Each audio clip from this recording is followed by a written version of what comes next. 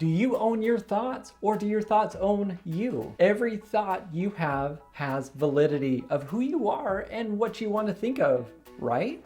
Wrong. There is a point where you have to look at all the behaviors that you're doing and all the thoughts to see who has ownership. And here's what I mean. The thoughts that cross your mind predict your actions. We are either going to push a thought away, or we're going to do some type of action or behavior because of the thought we just had. Intrusive thoughts are thoughts that we don't really want, but we have them anyway.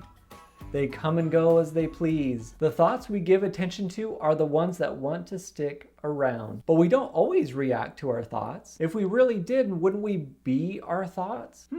For example, I am sitting at a restaurant and I'm looking at somebody's food. I am hungry. My food hasn't gotten here yet. I have the thought, I should just go over there and take a piece of bacon off their plate.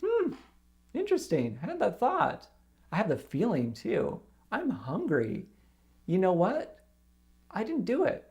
I didn't walk over there. I didn't grab the piece of bacon off their plate.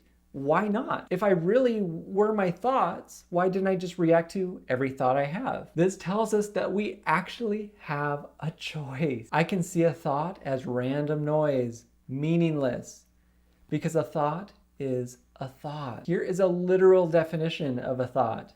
It's merely an idea or opinion created by your mind. It is sudden and spontaneous. It has no particular origin. Wow, think of that.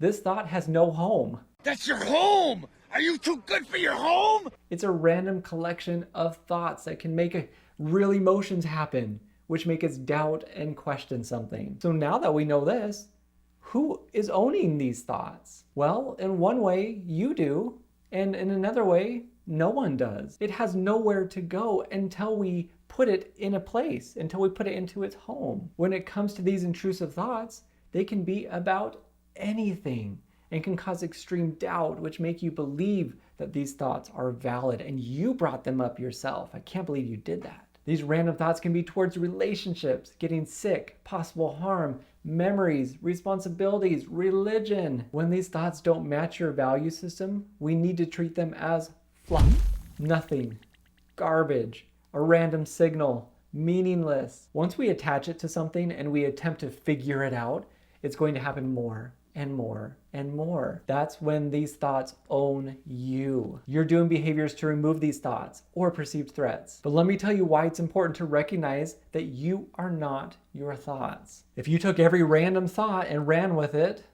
I'm going to be convincing myself that I'm a monster pretty darn quick. If I pass by some girl and my brain says, wow, she is cute, my brain tries to make sense of this. It's going to say, well, you must not love your spouse, or you might have just cheated. Or I could respond to a thought like that and say, hey, thanks for the thought today, brain. You're saying a thought is a thought. Ultimately, we need to stop taking our brain so seriously.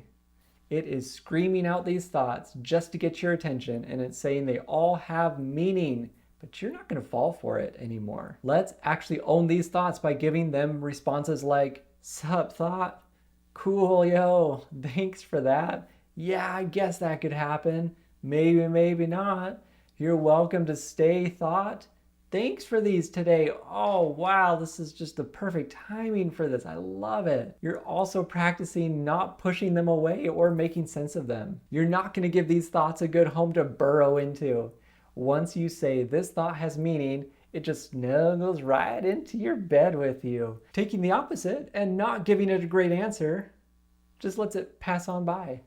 It moves over to your neighbor. This neighbor may stick its head over the fence every once in a while, a few more times, just to keep reminding you that you had this thought. But if you keep giving it this response of like, I don't care, man, it learns, well, if you don't care about listening to me, then why am I going to keep telling you this thought? You're giving me nothing. But Nate, how will I know when a thought is actually needing to be paid attention to? Well, here's my indication.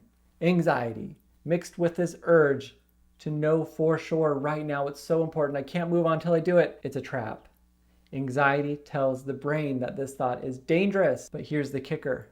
If you don't actually see danger right in front of you, and I mean it, right in front of you, it is not super obvious, then we're treating this thought as if it has no value.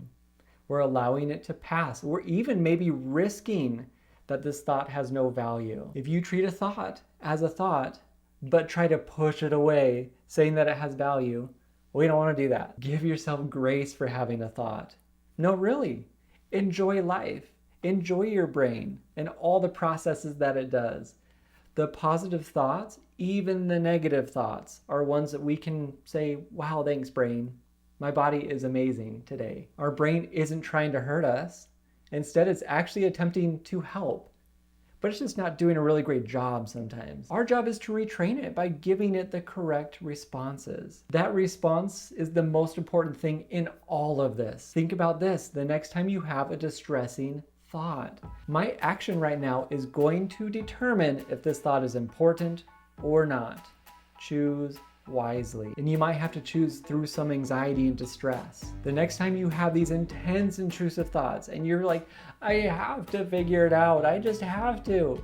Remember, you don't have to do anything. You have all the power in the world. You have a choice. You have a choice if these thoughts are going to own you or if you are going to own your own thought. Did you know that there's at least 3 different types of intrusive thoughts? I made a video about this and I need you to watch it because it's going to help you enhance your skills with your anxiety and these thoughts. You're going to become the boss. Go see that right now. You're going to need it. Or we're going to do an action or behavior. Oh my goodness, why am I struggling?